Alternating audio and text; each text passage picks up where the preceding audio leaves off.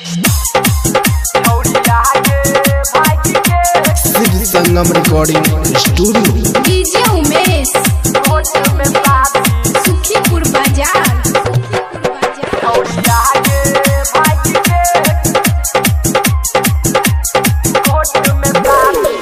शादी के रात में छौरी शादी के रात में छौरी रही है तू साइड में कि करल बैकोट में शादी। अच्छा करल बैकोट में शादी छौरी आगे भाग के कि करल बैकोट में शादी रूबी आगे भाग के कि करल बैकोट में शादी। Shiv Sangam recording studio DJ Umesh Sukhipur बाजार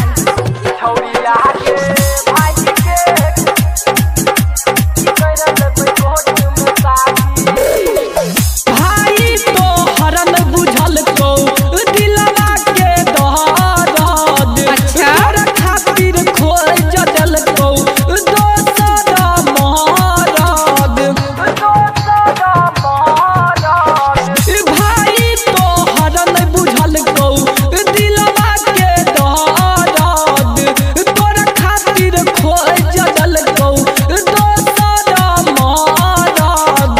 हमहू बतिये ने छियौ हमहू त मिलल छियौ 3 बजे भोर के कि करल बैकोट में शादी। अच्छा। के करल बैकोट में शादी मीना गे भाग के कि करल बैकोट में शादी छौरिया गे भाग के कि करल बैकोट में शादी।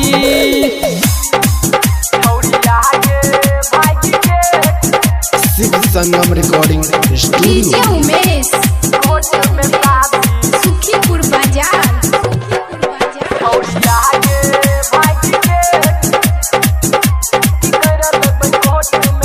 हमले बउआ अपन एटीएम तू अपन गहना के बन जाई है तू मोर सजनी हम बनबौ सजना के। हमले बउआ अपन एटीएम तू अपन गहना के बन जाई है तू मोर सजनी हम बनबौ सजना के।